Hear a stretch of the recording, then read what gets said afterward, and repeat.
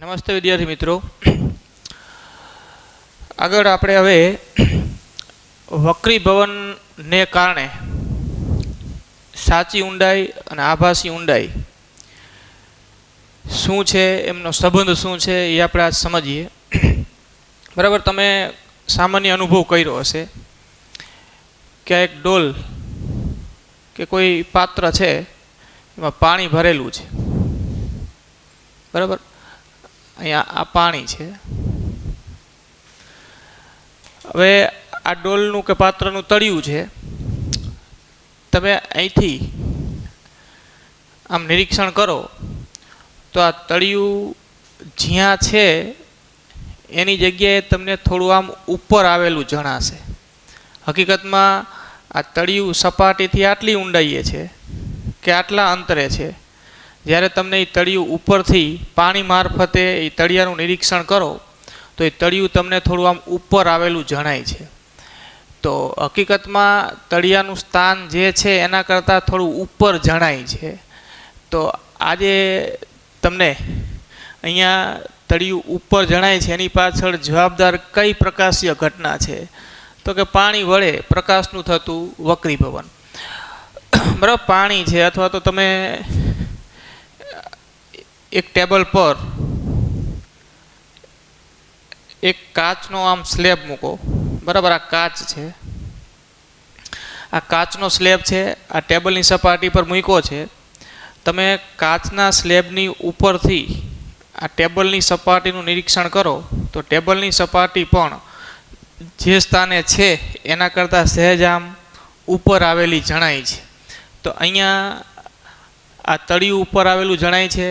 અહીંયા ટેબલની સપાટી આ કાચ મારફતે એનું નિરીક્ષણ કરતાં આમ થોડીક ઉપર આવેલી જણાય છે. તો અહીંયા કઈ પ્રકાશીય ઘટના જવાબદાર છે તો કે પ્રકાશનું વક્રીભવન. અહીંયા કાચ મારફતે થતું પ્રકાશનું વક્રીભવન, અહીંયા પાણી મારફતે થતું પ્રકાશનું વક્રીભવન. તો જે અહીંયા તળિયાનું જે ઓરિજિનલ સ્થાન છે એ તળિયાની આ સાચી ઊંડાઈ થઈ અને તમને તળિયું જ્યાં દેખાય છે ઉપરથી નિરીક્ષણ કરતાં સપાટીથી ત્યાં સુધીનું અંતર એ તળિયાની આભાસી ઊંડાઈ થઈ. તો આ રીતે પાણી કે કાચ જેવા પારદર્શક વક્રીભવનકારક માધ્યમો વડે પ્રકાશનું વક્રીભવન થતાં આપણને જે તે વસ્તુ અહીંયા આ તળિયું એ વસ્તુ તરીકે છે, અહીંયા ટેબલની સપાટી વસ્તુ તરીકે છે. જે તે વસ્તુ એના જે ઓરિજિનલ સ્થાને છે એના કરતાં સહેજ આમ ઉપર આવેલી જણાય છે. તો આ ઘટનાનો અભ્યાસ આપણે હવે કરીએ.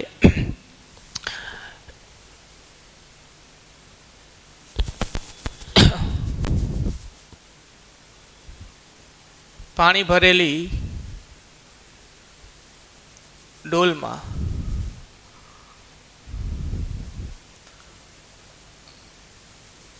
હવાના માધ્યમમાંથી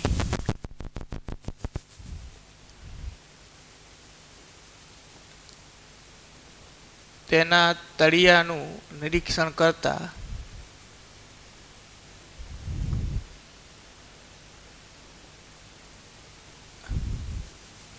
તળિયું સહેજ ઉપર આવેલું જણાય છે.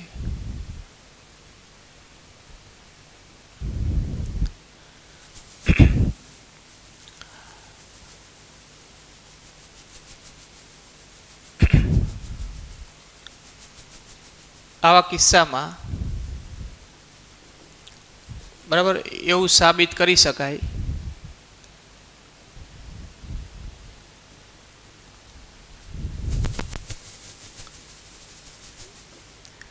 કે તળિયાની કે વસ્તુની આભાસી ઊંડાઈ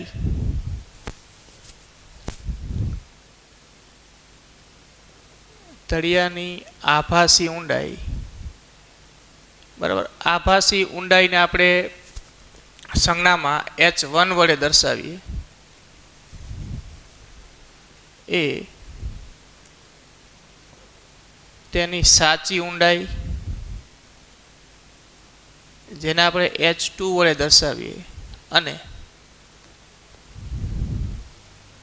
માધ્યમ, બરાબર. અહીંયા આપણે પાણી ભરેલી ડોલમાં ડોલના તળિયાનું નિરીક્ષણ કરીએ છીએ, એટલે માધ્યમ તરીકે પાણી થયું. એ માધ્યમ પાણી ના નિરપેક્ષ વક્રીભવન વક્રીભવનાંક n ના ગુણોત્તર જેટલી હોય છે. ગુણોત્તર જેટલી હોય છે, બરાબર. આભાસી ઊંડાઈ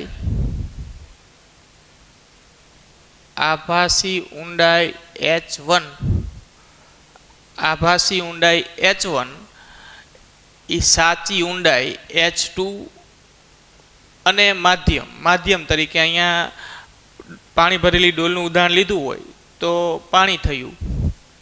અહીંયા કાચના સ્લેબ મારફતે આ ટેબલની સપાટીનું નિરીક્ષણ કરતા હોય તો અહીંયા માધ્યમ તરીકે કાચ થયો, વસ્તુ તરીકે આ ટેબલની સપાટી થઈ,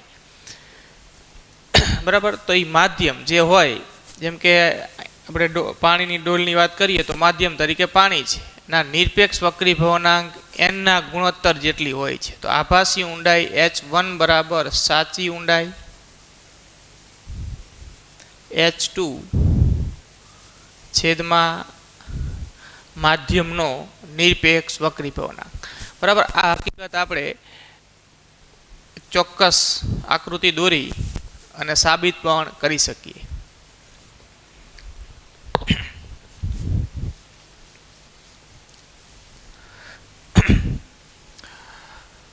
જો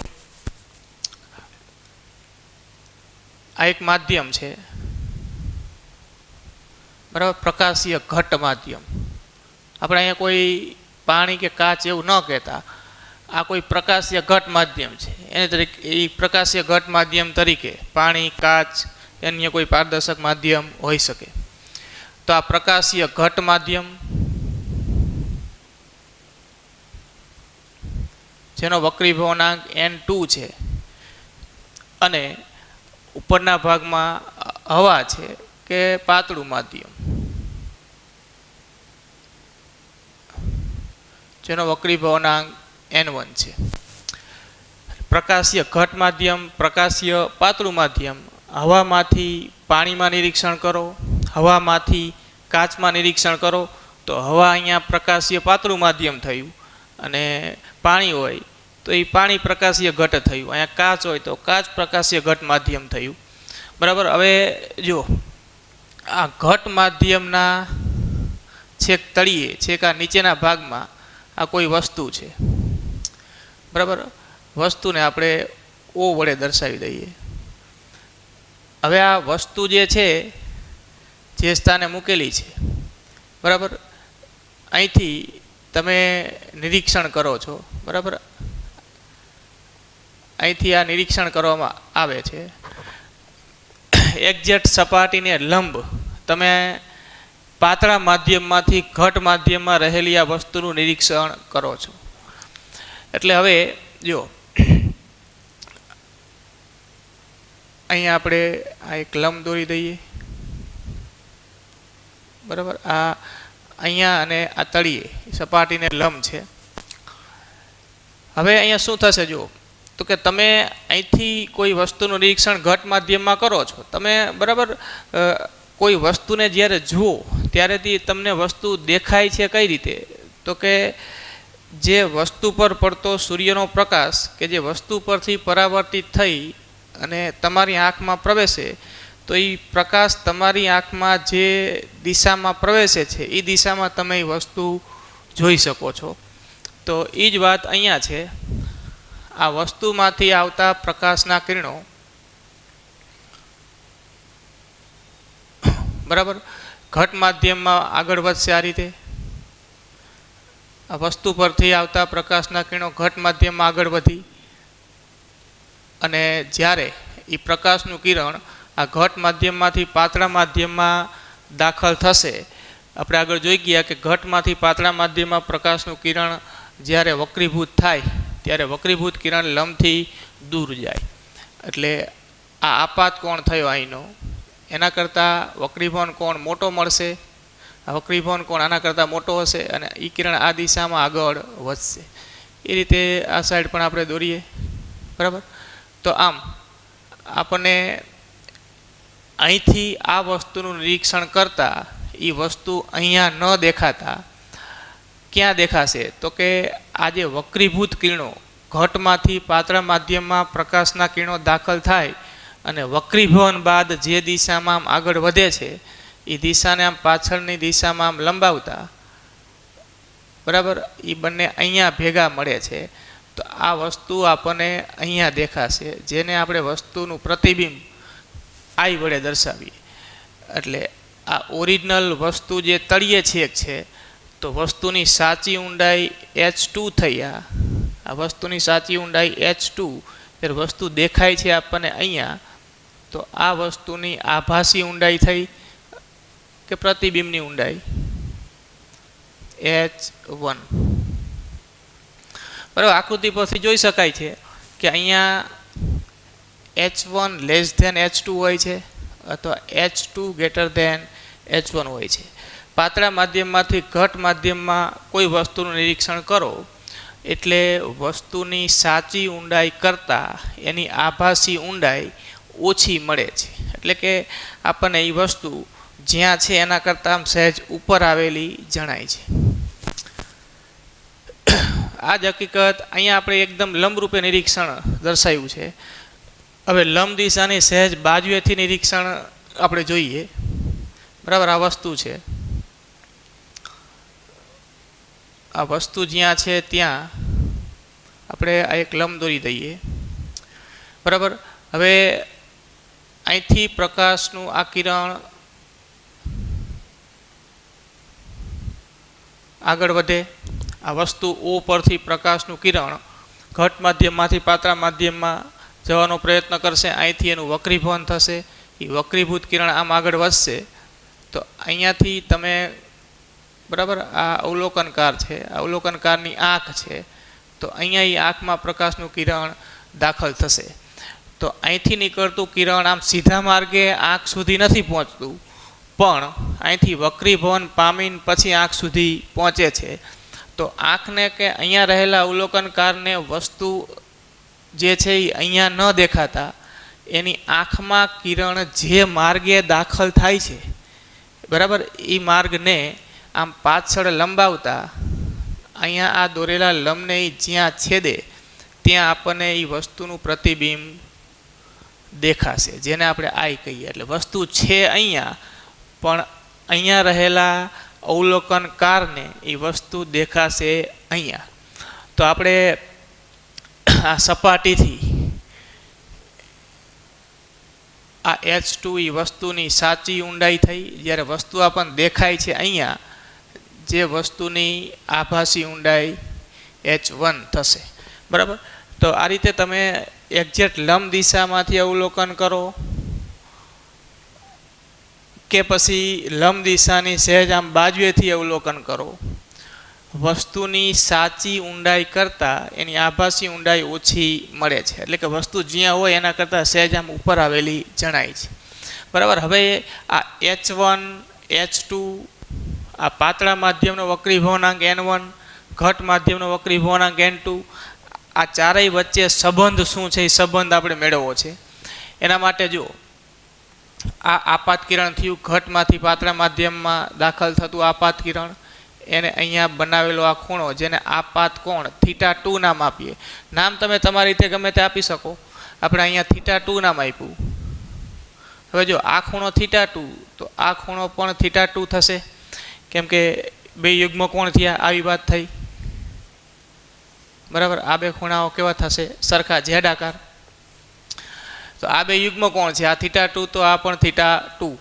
હવે આ ઘટમાંથી પાતળા માધ્યમમાં દાખલ થતા કિરણ માટેનો આપાત કોણ થયો, અને પાતળા માધ્યમમાં વક્રીભૂત થયેલું આ કિરણ આ લંબ સાથે જે ખૂણો બનાવ્યા એ થયો વક્રીભવન કોણ θ1. હવે આ ખૂણો θ1, બરાબર, આ પણ લંબ છે ને આ પણ સપાટીને દોરેલો લંબ જ છે. આ બંને એકબીજાને સમાંતર છે. તો તો આ θ1 થાય તો આ પણ θ1 થશે, બરાબર. તો આ રીતે આપણે આપાત કોણ અને વક્રીભૂત કોણ દર્શાવી દઈએ. હવે જુઓ, એક નામ આપી દો. આ ઓ, અહીંયા આપણે નામ આપ્યું આઈ, અહીંયા પી કહી દો. આ જ્યાંથી વક્રીભવન થાય છે જે બિંદુએથી, અહીંયા નામ આપી દો ક્યુ. હવે આપણે મેથેમેટિકલ એપ્રોક્સિમેશન તેમજ મેથેમેટિકલ એપ્રોક્સિમેશન અને કેટલીક ભૌમિતિક હકીકતોનો ઉપયોગ કરીને આપણે H1 એટલે કે આભાસી ઊંડાઈ, H2 એટલે કે સાચી ઊંડાઈ, N1 એટલે કે પાતળા માધ્યમનો વક્રીભવનાંક અને N2 એટલે કે ઘટ માધ્યમના વક્રીભવનાંક વચ્ચેનો ચોક્કસ સંબંધ મેળવવો છે. જો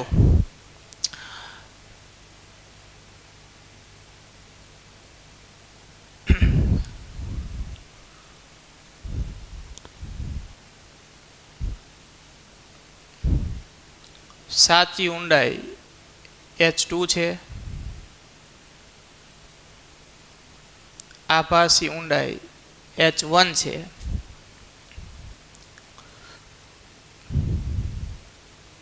પાતળા માધ્યમનો વક્રીભવનાંક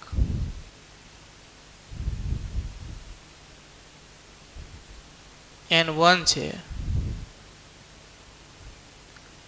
ઘટ માધ્યમનો વક્રીભવનાંક N2 છે, બરાબર. હવે આપણે બિંદુ Q પાસે સ્નેલનો નિયમ વાપરીએ. સ્નેલના નિયમનું વ્યાપક સ્વરૂપ આપણે આગળ ભણી ગયા. બિંદુ Q પાસે સ્નેલનો નિયમ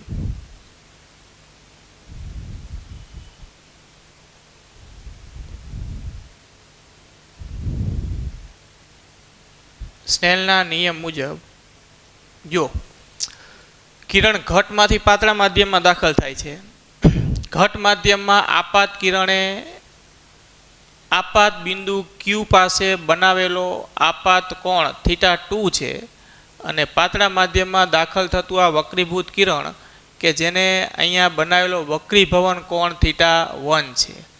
એટલે θ2 N2 વક્રીભવનાંક ધરાવતા માધ્યમમાં બને છે, θ1 N1 વક્રીભવનાંક ધરાવતા માધ્યમમાં બને છે. તો બિંદુ Q પાસે સ્નેલના નિયમ મુજબ આપણે લખી શકીએ કે N2 sin θ2, બરાબર, N2 sin θ2 is equal to N1 sin θ1, બરાબર છે.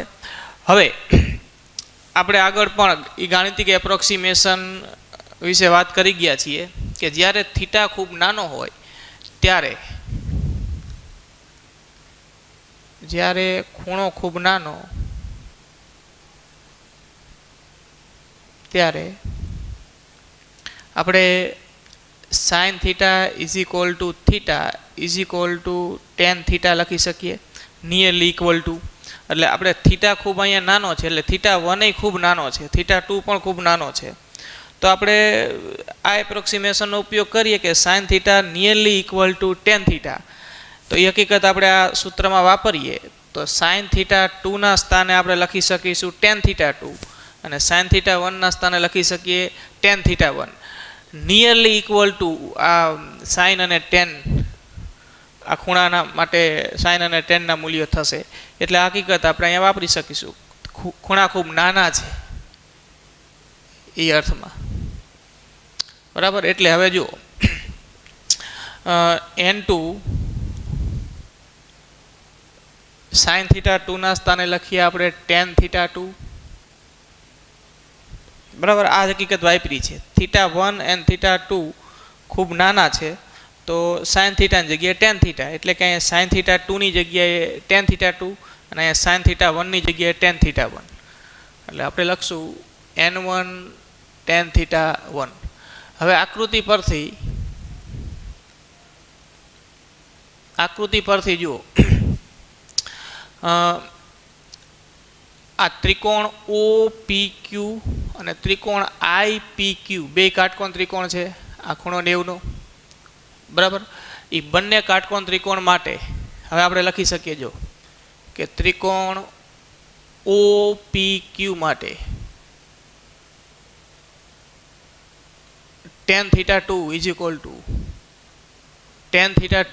ટુ સામેની બાજુ એટલે PQ છેદમાં પાસેની બાજુ એટલે PO.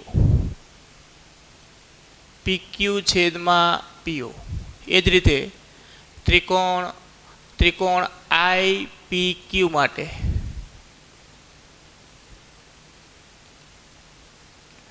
tan θ1 is equal two સામેની બાજુ PQ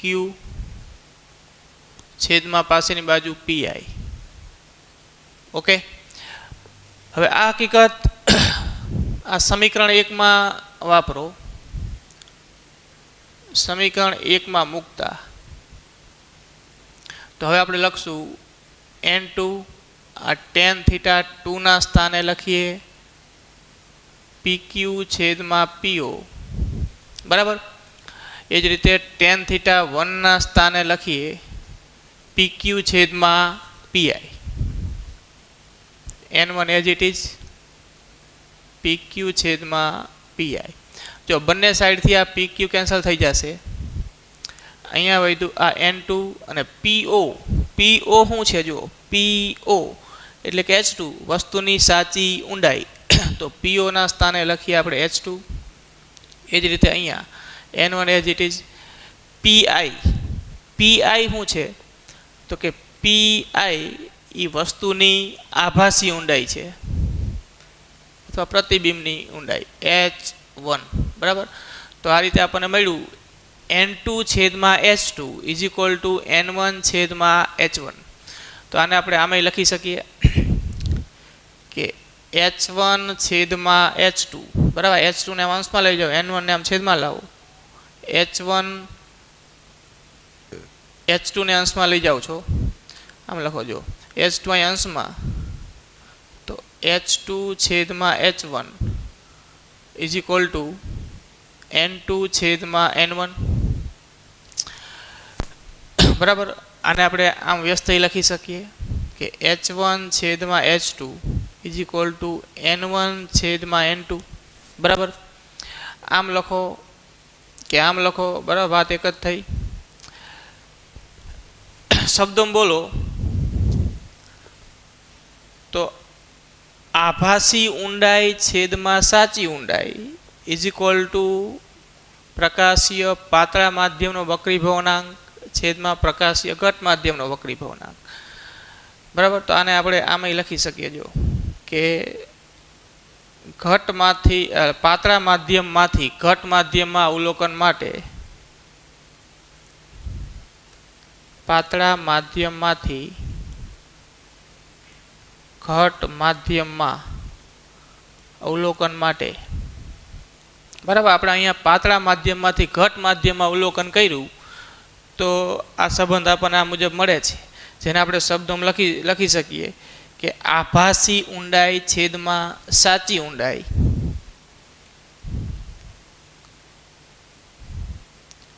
આભાસી ઊંડાઈ છેદમાં સાચી ઊંડાઈ બરાબર.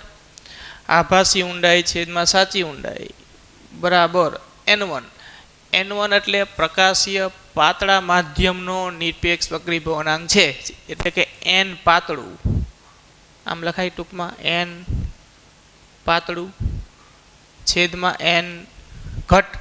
n2 શું છે તો કે ઘટ માધ્યમનો નિરપેક્ષ વક્રીભવનાંક બરાબર. એટલે આપણે શબ્દોમાં આ રીતે પણ યાદ રાખીશું કે જ્યારે કોઈ વસ્તુનું પાતળા માધ્યમમાંથી ઘટ માધ્યમમાં નિરીક્ષણ કરવામાં આવે ત્યારે તે વસ્તુની આભાસી ઊંડાઈ અને તે વસ્તુની સાચી ઊંડાઈ વચ્ચેનો સંબંધ વક્રીભવનાંકના સ્વરૂપમાં આ મુજબ છે કે આભાસી ઊંડાઈ છેદમાં સાચી ઊંડાઈ બરાબર n પાતળું છેદમાં n ઘટ બરાબર.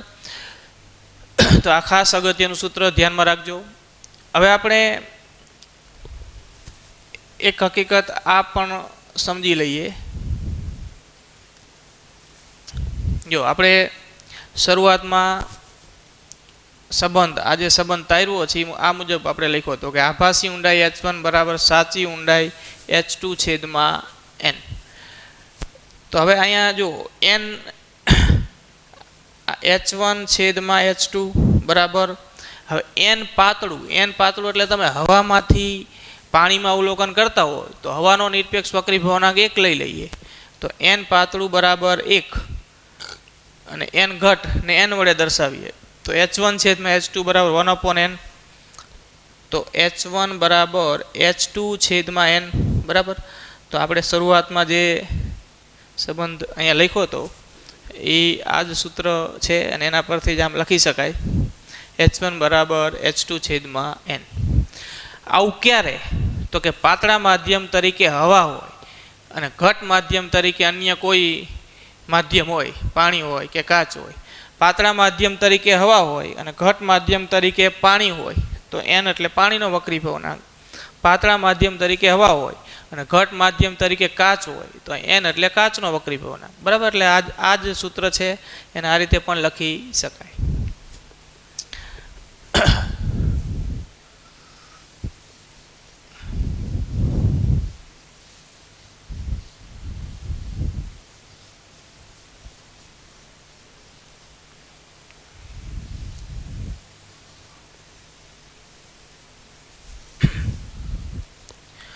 જો અહીંયા તમે પાતળા માધ્યમમાંથી ઘટ માધ્યમમાં અવલોકન કર્યું એટલે આપણને વસ્તુ છે અહીંયાથી આમ ઊંચી આવેલી જણાય છે.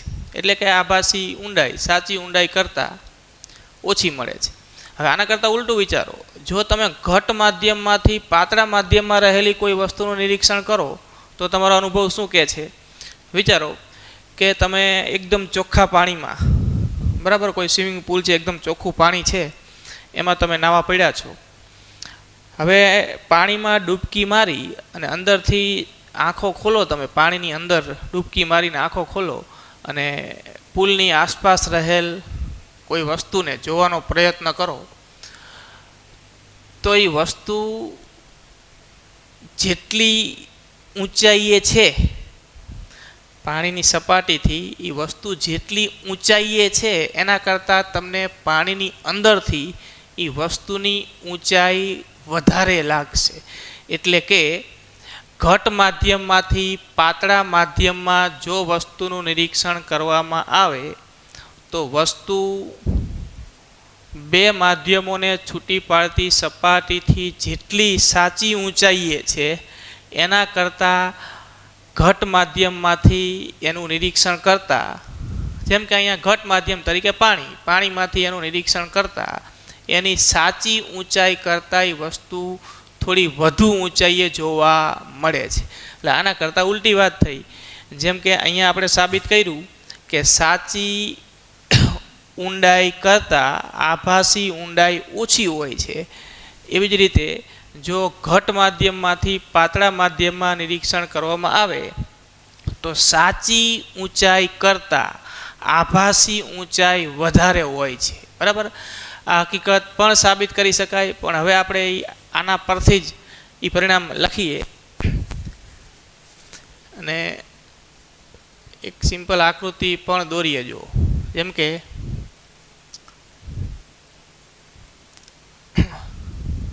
બરાબર આ પાણીનું માધ્યમ છે, ધારો કે સ્વિમિંગ પુલ છે કે કોઈ તળાવ છે, વિચારો અંદર એક માછલી છે બરાબર. અહીંયા માછલી અવલોકનકાર છે, અહીંયા જે તે વ્યક્તિ અવલોકનકાર હતો બરાબર. આપણે અહીંથી નિરીક્ષણ કરો છો એટલે અહીંયા જે વ્યક્તિ ઊભો છે અવલોકનકાર છે. અહીંયા પાણીની અંદર આ ઘટ માધ્યમમાં રહેલી માછલી અવલોકનકાર છે. આ ઘટ માધ્યમ જેનો વક્રીભવનાંક n2. આ હવા છે, પાતળું માધ્યમ જેનો વક્રીભવનાંક n1 છે બરાબર. હવે તમે આકૃતિ દ્વારા સમજી શકો છો, માછલી અહીંયા રહેલી બરાબર પાણીની બહાર અહીંયા હવાના માધ્યમમાં રહેલી કોઈ વસ્તુનું નિરીક્ષણ કરે છે, હકીકતમાં એ વસ્તુ ધારો કે છે અહીંયા, બરાબર, આ સપાટીથી આટલી ઊંચાઈએ છે આ કોઈ વસ્તુ, ઓ વડે દર્શાવો.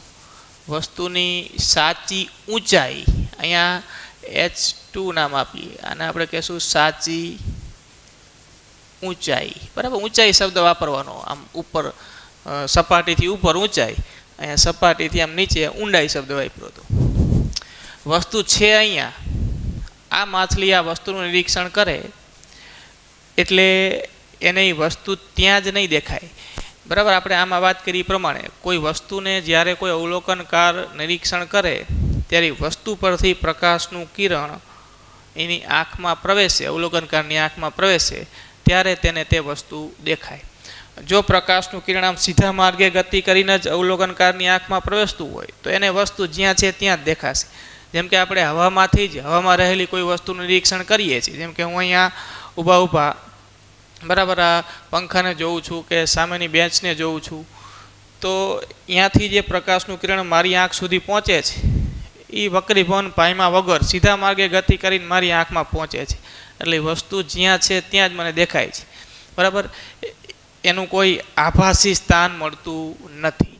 પણ આવા કિસ્સાઓમાં શું થાય છે તો કે વસ્તુ પરથી આવતું પ્રકાશનું કિરણ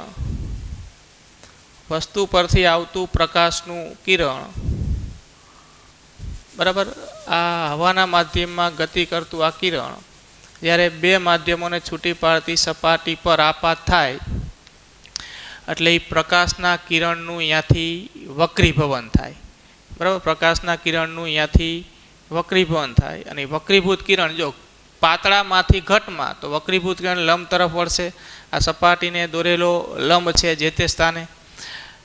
તો અહીંયા જે અવલોકનકાર છે, બરાબર, આ એની આંખમાં એ વસ્તુ પરથી આવતું પ્રકાશનું કિરણ વક્રીભવન પામ્યા બાદ એની આંખમાં પ્રવેશશે.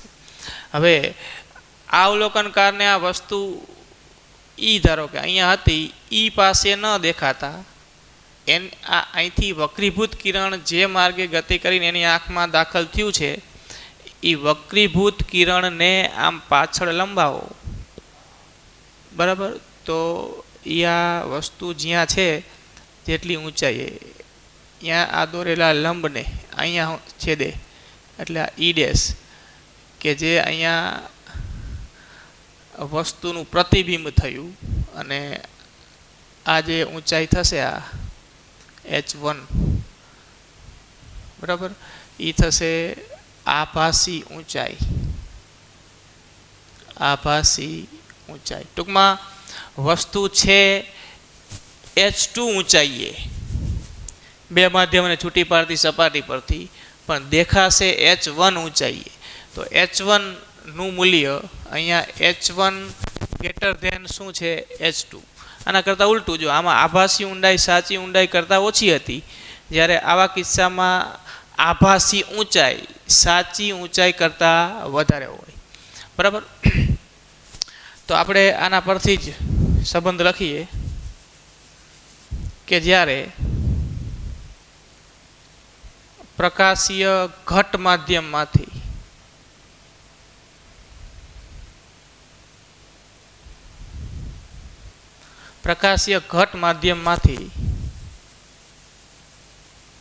પ્રકાશીય પાતળા માધ્યમમાં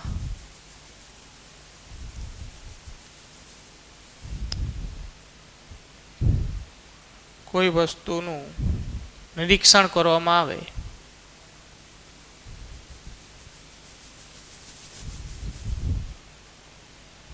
ત્યારે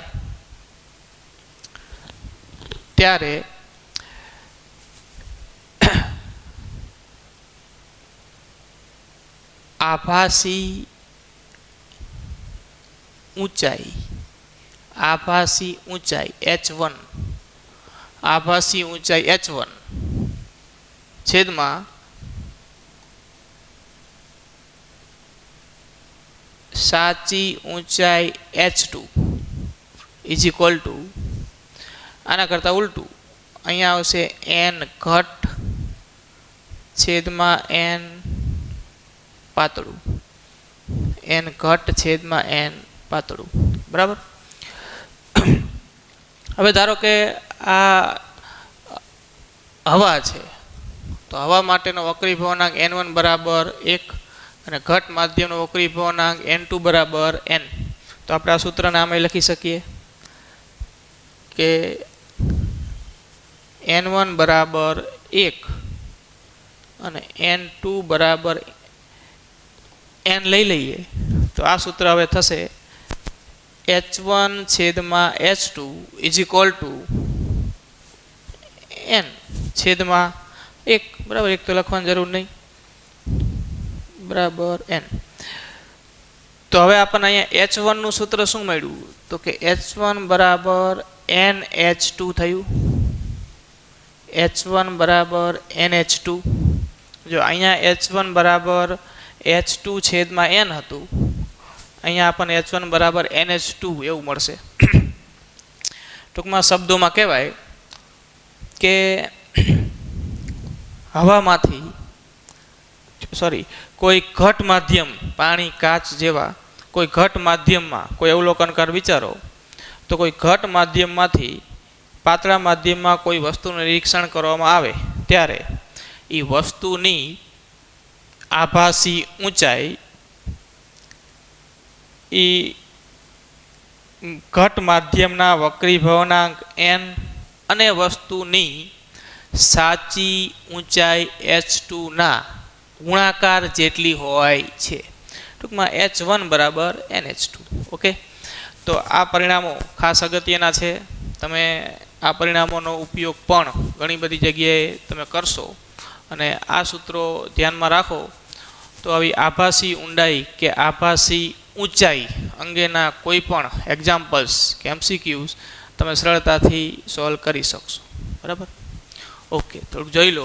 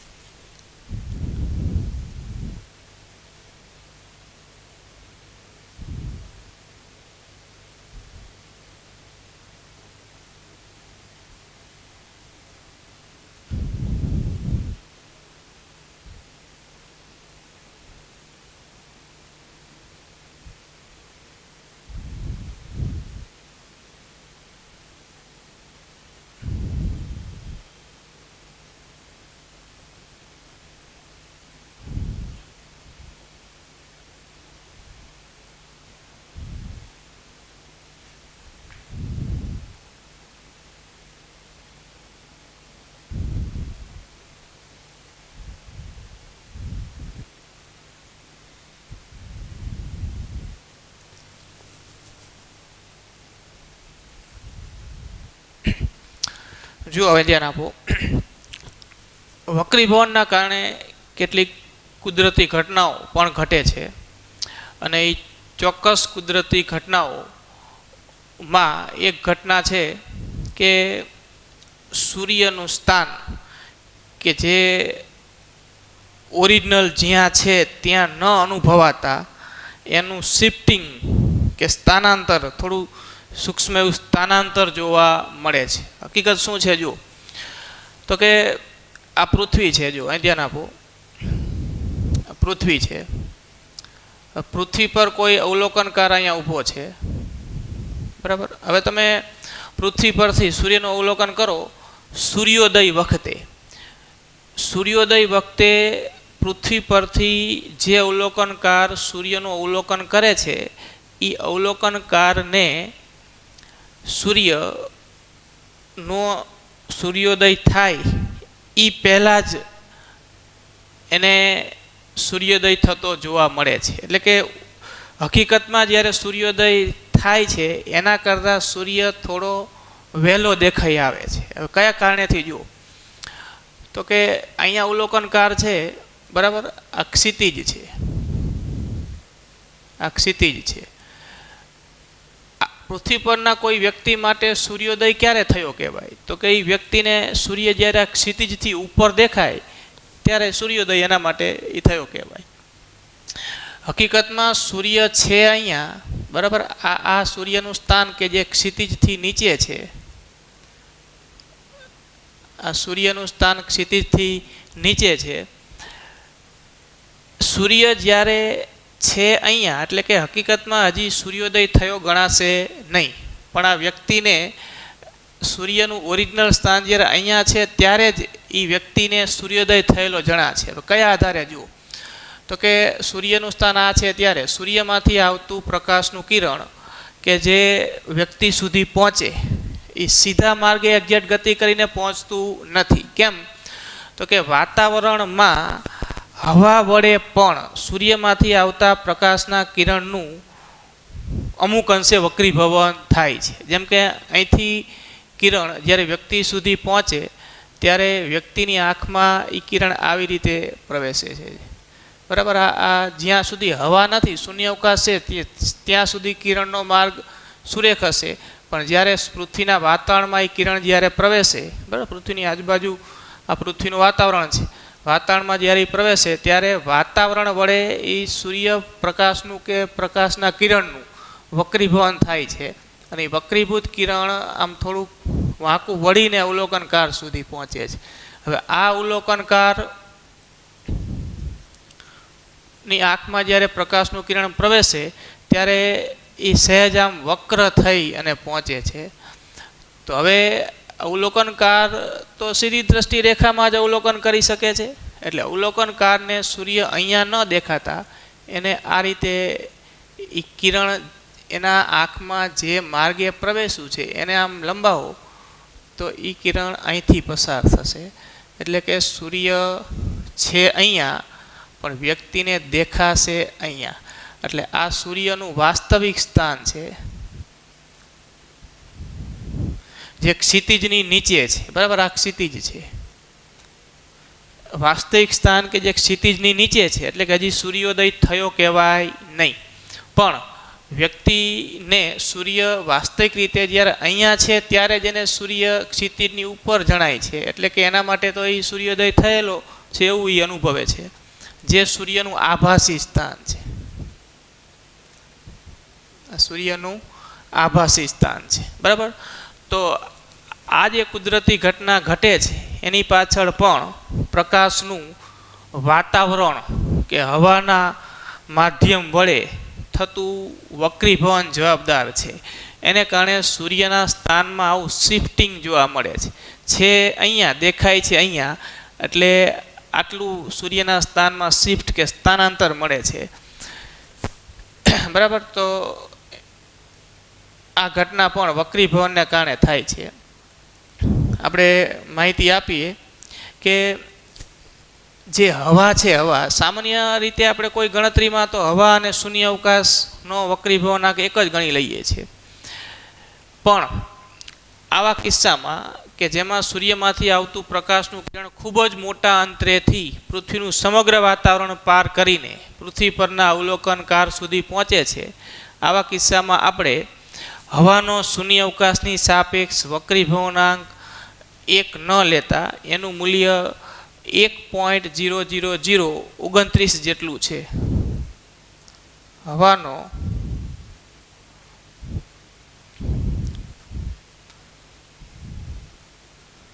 શૂન્ય અવકાશની સાપેક્ષ વક્રીભવનાંક 1.00029 છે.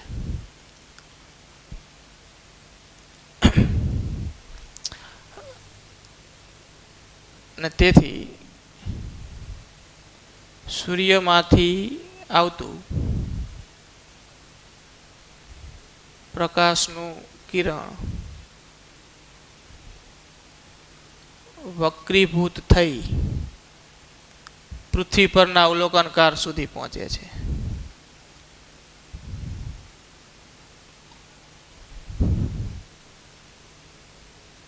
અવલોકનકાર સુધી પહોંચે છે. માટે સૂર્યોદય પહેલાં જ, એટલે કે સૂર્યોદયના સમય પહેલાં જ વ્યક્તિને સૂર્ય દેખાય છે.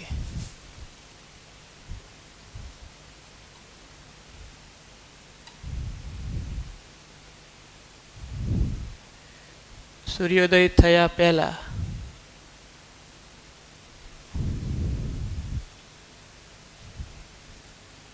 વ્યક્તિ સૂર્યોદય થયેલો અનુભવે છે.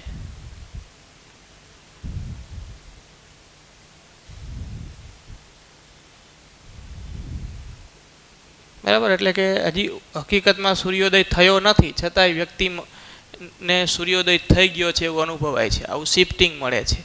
એનું કારણ આ વક્રી ભવન છે. બરાબર, અને સૂર્યોદય થયા પહેલાં જ વ્યક્તિ સૂર્યોદય થયેલો અનુભવે છે, અથવા તો સૂર્યોદયના સમય પહેલાં જ વ્યક્તિ સૂર્યોદય થયેલો હોય એવું અનુભવે છે.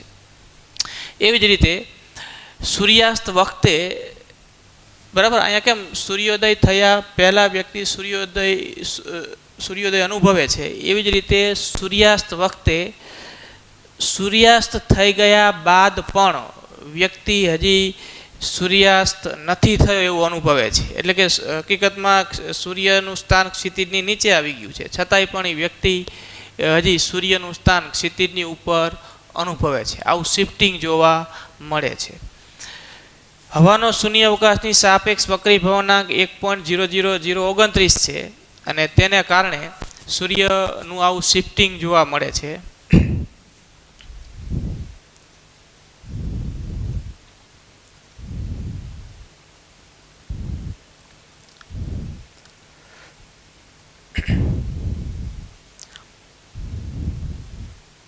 આમ પ્રકાશના વક્રીભવનને લીધે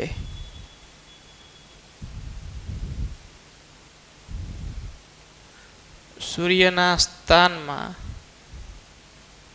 આશરે 0.5 અંશનું શિફ્ટ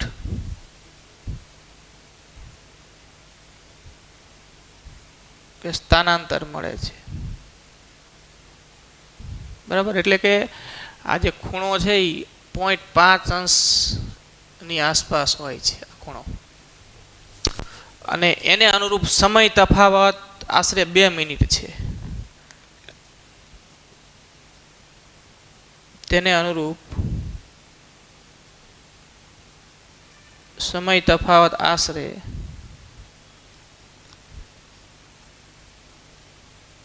2 મિનિટ છે. બરાબર, આ સમય તફાવત અને આ એનું કોણીય સ્થાનાંતર એવું કહેવાય, અથવા શિફ્ટિંગ 0.5 અંશ જેટલું મળે છે.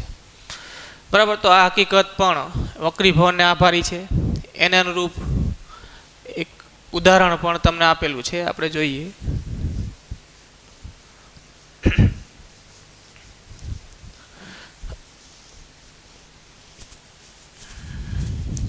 ટૂંકમાં આમ વિચારો તો આપણને સૂર્ય, આ સમય તફાવતના અનુરૂપ વિચારો તો આપણને સૂર્યોદય પહેલાં 2 મિનિટ વહેલો દેખાઈ જાય છે, અને સૂર્યાસ્ત થયા બાદ 2 મિનિટ સુધી દેખાય છે.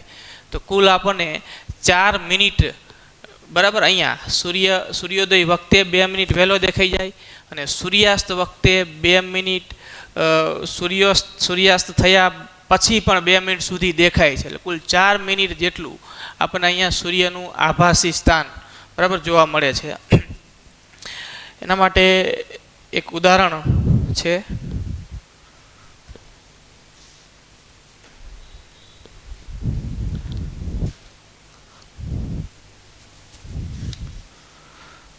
ઉદાહરણ 9.5, બરાબર, હકીકતને આધારે તમને આપ્યું છે. કે પૃથ્વીને પોતાની ધરીને અનુલક્ષીને એક પરિભ્રમણ કરતાં 24 અવર લાગે છે.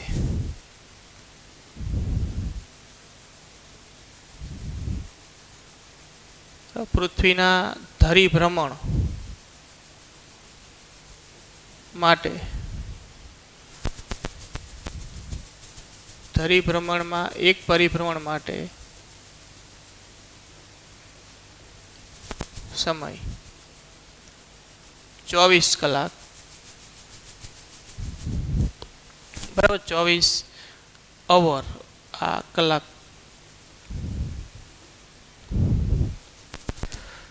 તો પૃથ્વી પરથી સૂર્યને જોતા તેની 1 અંશ જેટલી શિફ્ટ માટે કેટલો સમય લાગશે? પ્રશ્ન આવો કર્યો છે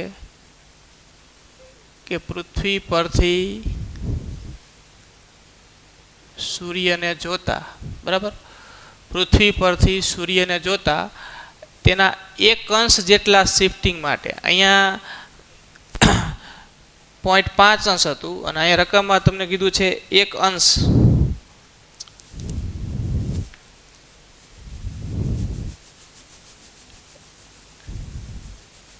1 અંશ જેટલા શિફ્ટ માટે કેટલો સમય લાગશે?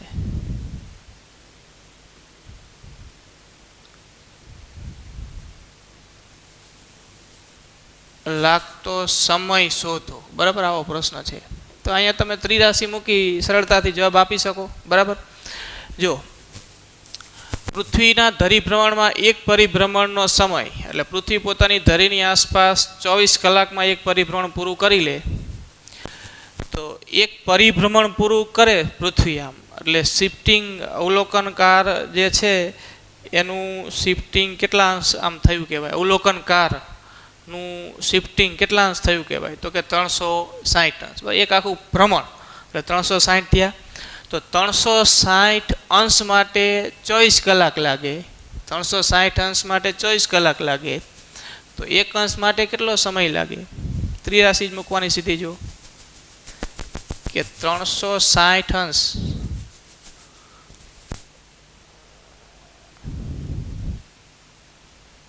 ના શિફ્ટ માટે 24 અવર,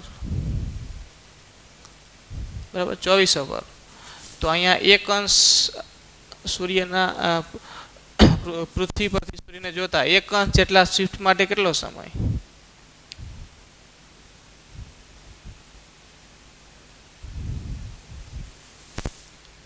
તો અહીંયા લાગતો સમય બરાબર 1/24/360, બરાબર. 1/24/360 અવર છે. હવે આપણે જવાબ મિનિટમાં મેળવવો હોય તો 1 અવર બરાબર 60 મિનિટ. 1 અવર બરાબર 60 મિનિટ. તો અહીંયા આ અવરમાં છે તો એને આપણે મિનિટમાં કન્વર્ટ કરવું હોય તો 60 વડે ગુણી નાખો. તો આ 24/60/360 મિનિટ થશે. હવે બરાબર, આ છેદ ઉડાડી દો.